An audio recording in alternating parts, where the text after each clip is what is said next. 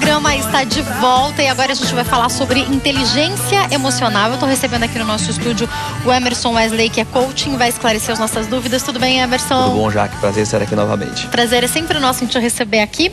Eu queria pedir para você começar esse bate-papo explicando para a gente o que é a inteligência emocional. Tá bom. Vamos definir que é um conjunto de habilidades sociais e emocionais que nos ajudam a lidar com os problemas e os resultados que a gente espera na nossa vida. Então, um conjunto de habilidades sociais e emocionais. Certo. É isso. E o que são esses? Que é esse conjunto de habilidades sociais? É a forma como eu consigo me conhecer, transmitir quem eu sou, me relacionar, lidar com o estresse e trabalhar com mudança e tomada de decisão. Então, essas habilidades sociais e emocionais vão permear todos esses pontos que a gente tem no dia a dia para enfrentar. O que a gente precisa para lidar bem com essa inteligência emocional, Emerson? A gente precisa, obviamente, de um autoconhecimento, se entender, se compreender. E por isso que a gente trabalha com 5 escalas, que são o autoconhecimento, ou seja, como eu me vejo, como eu me mostro, como eu me relaciono, como eu tomo decisão e como eu gerencio o estresse. Então, essas 5 grandes escalas vão definir esse tipo de comportamento e atitude. Então, por exemplo, como é que é o meu nível de autoestima? Se eu me gosto realmente. Então isso tem a ver com o jeito como eu me vejo. Uhum. Como eu me relaciono com as outras pessoas. Eu tenho empatia, então isso tem a ver com relacionamentos interpessoais. Então são escalas diferentes. Uma é como eu me vejo, a outra é como eu me relaciono. E aí eu vou construindo isso no dia a dia. Do mesmo modo por exemplo, a minha tolerância ao estresse. Quando eu estou sob estresse, como é que eu consigo reagir em relação a ele? Eu consigo ser otimista e perceber que o futuro vai ser melhor, que eu tenho alternativas, que eu sou flexível para sair dessa situação? Tudo isso vai compondo essas 5 escalas primárias, que são as escalas que a gente define como sendo o conceito de inteligência emocional. Emerson, pensando então nessas 5 escalas que você traz para nós, eu posso estar desajustado? Então, de repente, eu sou uma pessoa, mas eu me demonstro outra. Isso pode acontecer? Isso pode acontecer. Isso que a gente chama do desequilíbrio. A inteligência emocional é sempre um equilíbrio dessas emoções, ou seja, desse conjunto de habilidades emocionais e sociais.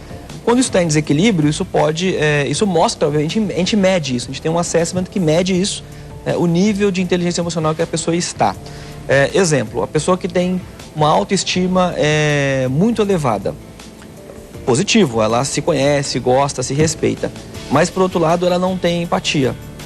Uhum. Então, significa dizer, eu me conheço muito bem, mas eu não consigo compreender o outro. Eu não consigo ver o mundo pelo prisma do outro. Então, isso está em desequilíbrio. Eu me gosto, mas eu não consigo dar bem com... Desequilibrou, você vai ter um baixo índice de inteligência emocional. Então, quer dizer, isso aí vai refletir no seu relacionamento, na sua vida com os filhos, na vida com o marido, com a esposa, no trabalho, vai refletir em tudo, posso imaginar? Nós somos seres, por natureza, seres emocionais. O Bion tem uma frase que diz o seguinte: a razão é escrava da emoção. Então, quer dizer, a gente sempre age com a emoção e depois a gente acha uma justificativa na razão para justificar aquilo que a gente fez. Uhum. Mas a gente foi sempre levado para a emoção. Inclusive, quando a gente busca na razão a explicação para aquilo que a gente fez, na realidade essa razão ela foi formada ao longo dos anos através de experiências emocionais. Uhum. Então, por exemplo, eu comprei aquele carro porque ele estava barato. Então você pensa o seguinte, estar barato é uma decisão racional. Mentira, você gostou do carro porque ele era verde, ele tinha banco de couro, tinha um monte de coisa. Mas você justifica que era porque estava barato. E por quê? Esse estar barato é uma questão do medo que você foi formando ao longo da sua vida de, por exemplo, perder dinheiro, de não ter recurso financeiro. Então esse medo, que é uma emoção, foi moldando essa razão que você justifica hoje com uma decisão. Uhum. Nós somos seres emocionais. E por isso que a gente fala de inteligência emocional. Porque a inteligência cognitiva, que é aquilo de ser mais inteligente que os outros, ser um bom matemático, físico, isso tem a ver com cognição. Mas isso não define o resultado que a pessoa vai ter na vida. Um excelente matemático pode não ser, por exemplo, um bom pai ou um bom marido e assim por diante, Pode não conseguir se relacionar com as outras pessoas. Ou nem se dá bem profissionalmente, nem talvez, se dá bem. Ele pode, por exemplo, não saber se expressar, e aquela inteligência cognitiva que é muito alta não se materializa através de sucesso na vida. Isso é muito legal, já que você falou, por quê? Lembra do teste de QI? Claro. O teste de QI surgiu em 1900 na França, com um cara chamado Alfred Binet. Qual que era a proposta? Bom, se eu conseguir definir quais são as pessoas mais inteligentes, nessas pessoas que eu vou apostar o futuro, Pego essas crianças, faço o teste quem tiver melhor, mais alto índice de inteligência cognitiva, vai se dar melhor na vida. Só que se percebeu ao longo dos anos que isso não era uma verdade. Porque pessoas que não iam bem nesse teste apresentavam resultados muito satisfatórios na sua vida profissional, familiar. E, poxa vida, então quer dizer que ser inteligente não é significado de sucesso. Perfeitamente comprovado através dos estudos da inteligência emocional. Por quê? Porque o teste de QI, ele é meramente um teste de lógica. E nem todo mundo é lógico. Um artista não tem muita lógica, ele tem muito mais autoexpressão. Ele trabalha muito melhor com sentimentos, com emoções. Ele traduz pra gente aquilo que a gente não consegue perceber, que é a beleza da arte, né? Ele escreve uma letra que você fala, nossa, como ele conseguiu escrever isso nessa música? Ele representa as minhas emoções. Então ele traduz isso muito bem. Isso não tem lógica. Isso tem muito a ver com a emoção. Então a diferença entre o teste de QI cognitivo e esse teste de inteligência emocional é exatamente trazer à tona essas questões, que a emoção, ela manda muito mais do que a inteligência cognitiva. A gente tem estudos que dizem que mais ou menos até 45% do sucesso da pessoa é definido pela inteligência emocional. Agora, Emerson, como medir essa inteligência? Sim, a gente tem um teste, eu trabalho com isso, né? É um teste que é um questionário, a gente faz esse questionário com os clientes e a gente vai perguntando muitas situações do dia a dia, como é que ele lida com essas situações do dia a dia. E esse questionário, que são 133 questões, se eu não me engano, ele vai mapear o seu comportamento. E o seu comportamento vai me dizer o modo como você pensa e o modo como você sente, ou seja, a sua inteligência emocional. Porque quando eu olho para você, já que eu não sei o que você está pensando, nem o que você está sentindo, mas eu vejo a sua expressão. Então, quer dizer, eu não consigo olhar para você e te dizer, você é assim, você é assado. Eu preciso perguntar para você, como é que você se comporta em determinadas situações, porque aí eu consigo capturar o que você sente e o que você pensa. Por quê? Porque você se comporta, você reage de acordo com o que você pensa e sente. Então eu não consigo olhar para você e capturar o que você pensa e sente. Eu preciso olhar para o teu comportamento. E através do teu comportamento eu consigo entender o que você pensa e sente. E aí como é que eu consigo capturar isso? Através de um questionário, fazendo perguntas em situações X, como é que você se comporta. Ou no seu dia a dia, como é que você pensa sobre isso ou sobre aquele outro assunto. Você tem objetivos, né? Você busca uma autorrealização. Como é que você gerencia o estresse quando você tem que tomar uma decisão. Como é que você se relaciona com os outros, o seu nível de empatia com as pessoas, assertividade, tudo isso vai compor o seu perfil de inteligência emocional. Você trouxe imagens pra gente, né? Que a tem, gente pode... Tem um gráfico, se eu não me engano. Pra gente poder... Explica um pouquinho pra gente, tá no ar. O que é esse gráfico? Esse gráfico é o gráfico da MHS, que é a empresa canadense que tem a patente dessa metodologia. Então, por exemplo, primeiro ali, autopercepção. O que é autopercepção? Ele tem autoestima, autorrealização e consciência emocional. São 3 subescalas dentro dessa escala maior que é a autopercepção. A autopercepção é o modo como eu me vejo. E como é que eu me vejo? Autoestima, eu gosto de mim? Autorrealização, eu conheço os meus próprios objetivos, valorizo as minhas conquistas. Eu tenho consciência emocional, ou seja, eu consigo compreender o que eu estou sentindo. Nesse momento, eu estou feliz ou eu estou alegre? Eu estou com raiva ou estou com angústia? Eu consigo compreender a diferença das sensações que eu sinto e, principalmente, eu consigo entender de onde vem isso, qual é o motivo que gera essas emoções. Então, isso é autopercepção. Então, autopercepção, 3 escalas. Depois eu vou, por exemplo, para interpessoal, que é a terceira aqui, né, o verdinho. Interpessoal tem a ver com relações interpessoais, ou seja, como eu lido com as pessoas. Empatia, que tem a ver com como é que eu aprecio as pessoas, eu consigo ver o mundo através da perspectiva da outra pessoa. E depois é responsabilidade social, ou seja, eu lido com o todo, eu sou responsável pelo todo. Por exemplo, na empresa, eu olho para o indivíduo, mas eu também contribuo para o clima daquela organização, eu tenho essa responsabilidade de uma organização maior, então isso compõe interpessoal. Então, para cada uma dessas 5 escalas, eu vou ter 3 escalas menores, né, ou subescalas ou escalas compostas, que vai dizer o que é o quê. Porque se eu falar para você a autopercepção, eu falo, mas o que é isso? Então, para eu entender o que é o teu nível de autopercepção, eu preciso fazer perguntas para você para entender o teu nível de autoestima, o teu nível de autorrealização e o teu nível de consciência emocional. Agora, Emerson, pelo que você constata, todas as vezes que você faz esse teste, de um modo geral, as pessoas são muito desajustadas, então eu posso ter uma percepção de que eu sou o máximo e as pessoas me olharem e falarem, não darem R$1 para mim, por exemplo, isso pode acontecer? Pode eu falei acontecer. aqui no dito popular, mas isso de fato pode acontecer? Pode acontecer. Eu posso aplicar isso, por exemplo, no indivíduo e no grupo.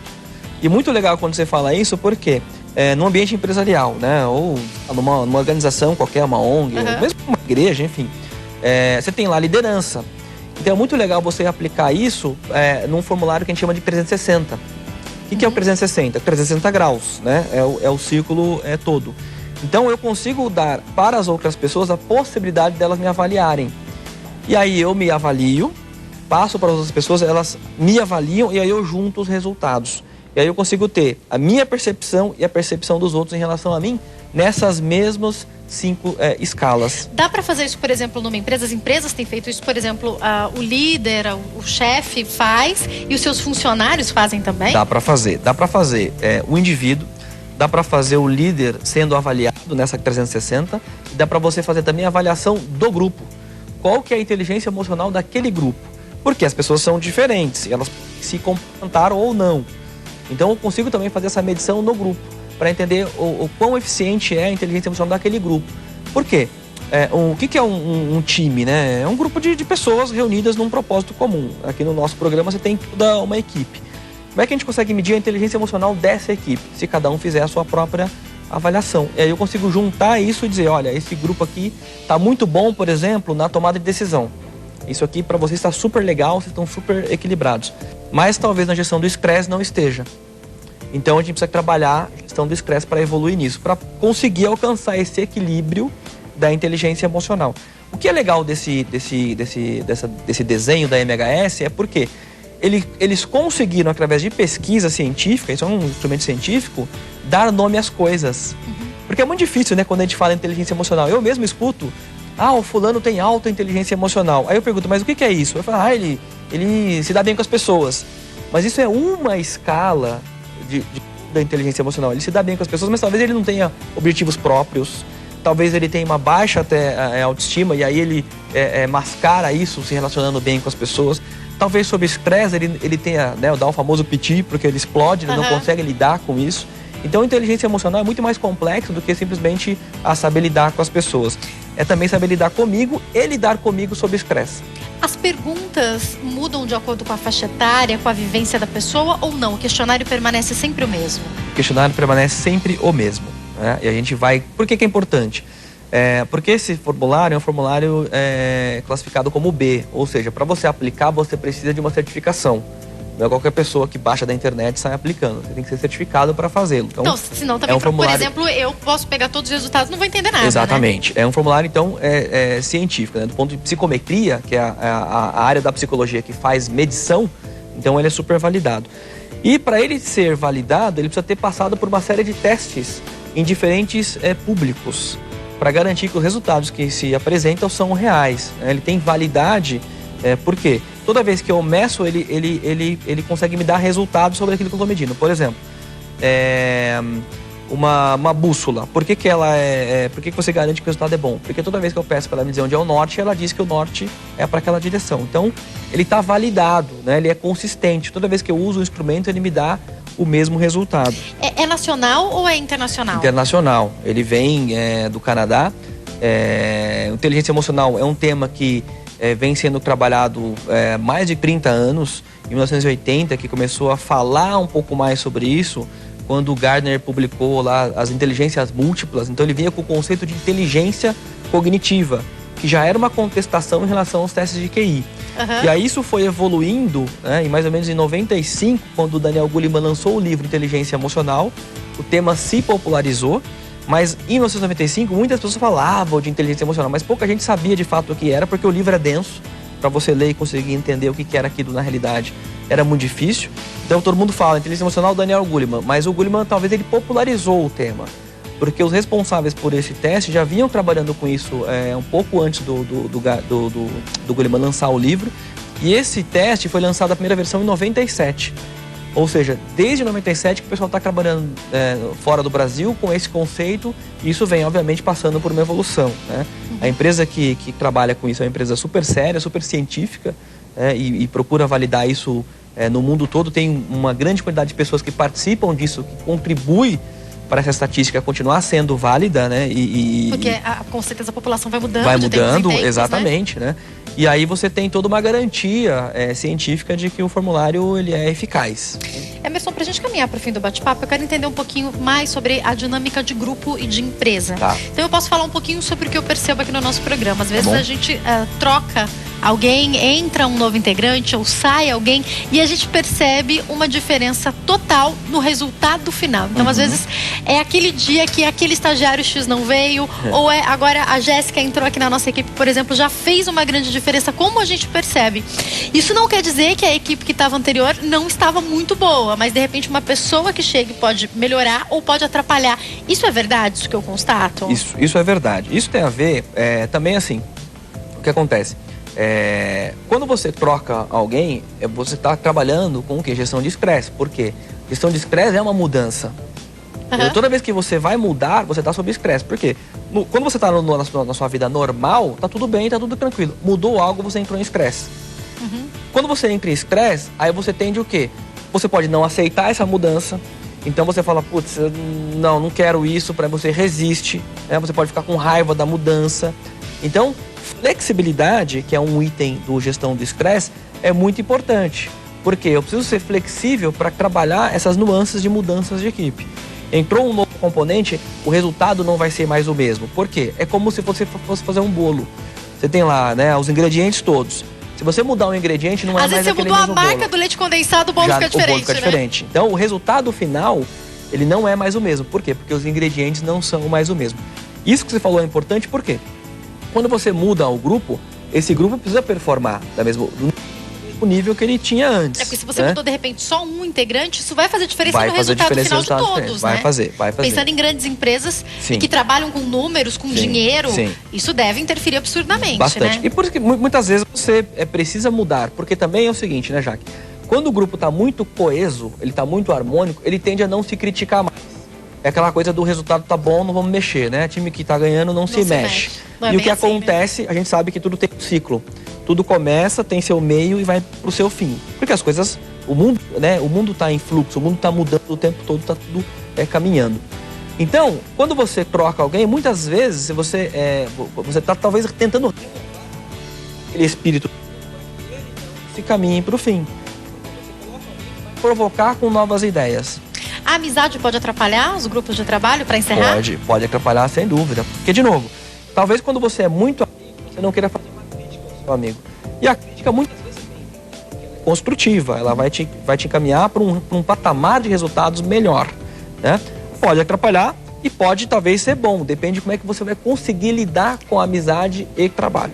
Que pena que eu tenho que encerrar, mas eu vou te convidar para voltar mais vezes. Eu acho que esse bate-papo, inclusive, complementa o bate-papo que a gente teve agora há pouco. A autoconhecimento é sempre muito importante para se dar bem em qualquer área da sua vida. Então, como coaching, com certeza, além das palestras, ele atende também as pessoas de maneira individual, não é verdade, Emerson? Exatamente. Quem quiser entrar em contato, tem o site www.ineditoviável.com.br www.ineditoviável.com.br. Você encontra também no Facebook, facebook.com/o Inédito Viável, e tem um e-mail que é contato@oineditoviável.com.br. Mais uma vez, muito obrigada, volte sempre, Emerson. Obrigado, foi um prazer, Jaque. Ótima tarde.